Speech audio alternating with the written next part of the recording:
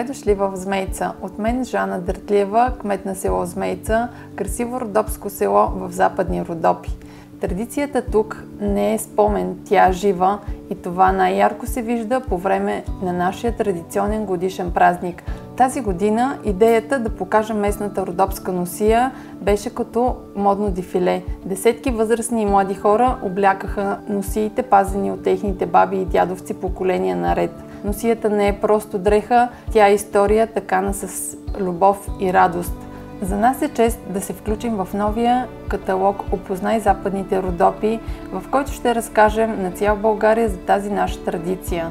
Заповядайте в Змейца, заповядайте, за да видите тази красива родопска магия с очите си. Очакваме ви на следващия ни празник на 4 юли 2026 година. До тогава може да разгледате нашия регион в каталога и в сайта на Западни Родопи.